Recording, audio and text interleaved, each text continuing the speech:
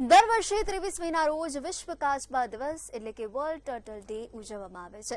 કાચબા અને કાચબાની સુરક્ષા, તેમના કુદરતી નિવાસસ્થાનના સંરક્ષણ અને લોકોમાં જાગૃતિ લાવવા માટે આ દિવસ મનાવવામાં આવે છે. તો વધુ વિગતો સાથે જોઈએ આ ખાસ અહેવાલ. દર વર્ષે 23 મેના રોજ વિશ્વ કાચબા દિવસની ઉજવણી.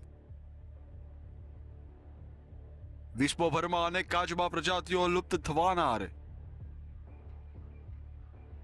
પર્યાવરણ સંતુલન જાળવવા કાચબાની મહત્વની ભૂમિકા. કાચબાની ઘટતી સંખ્યાને રોકવા જાગૃતિ ફેલાવવા ઉજવણી. કાચબાઓને બચાવવામાં નહીં આવે તો કાચબા લુપ્ત થશે.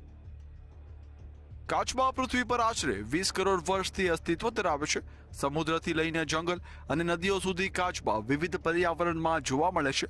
તેઓ પર્યાવરણ સંતુલન જાળવવામાં મહત્વની ભૂમિકા ભજવે છે.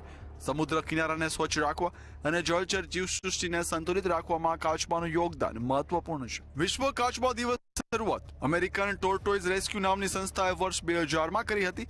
આ દિવસનો મુખ્ય ઉદ્દેશ કાચબા અને કાચબાઓની ઘટતી સંખ્યાને રોકવાની અને લોકોમાં જાગૃતિ ફેલાવવાનો છે. આ વર્ષે પણ દુનિયાભરમાં સેવ ટર્ટલ્સ અભિયાન સાથે વિવિધ કાર્યક્રમો યોજાઈ રહ્યા છે. વિશ્વભરમાં અનેક કાચબા પ્રજાતિઓ હાલ લુપ્ત થવાના આરે પહોંચી ગઈ છે. પ્રદૂષણ, પ્લાસ્ટિકનો કચરો, ગેરકાયદેસર શિકાર, દરિયાઈ પ્રદૂષણ અને હવામાન પરિવર્તન કાચબાઓ માટે સૌથી મોટા ખતરા બન્યા છે. અહેવાલ મુજબ 61% જેટલી કાચબા પ્રજાતિઓ જોખમમાં છે અથવા લુપ્ત થઈ ચૂકી છે. ભારતમાં પણ ઓલિવ રીડલે જેવી સમુદ્રી કાચબા પ્રજાતિઓનું સંરક્ષણ મહત્વનું બન્યું છે. ઓડિશાના દરિયા કિનારે દર વર્ષે લાખો કાચબા ઈંડા મુકાશે માટે આવે છે. વન વિભાગ અને સ્વયંસેવકો દ્વારા તેમની સુરક્ષા માટે સતત પ્રયાસ કરવામાં આવે છે. ધીમે ચાલતું આ પ્રાણી કદાચ બોલી શકતું નથી, પણ તેની ઘટતી સંખ્યા કુદરતનો મોટો સંદેશ આપી રહી છે.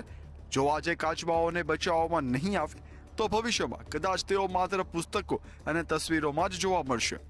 રીના પટેલ, મંતવ્ય ન્યૂઝ.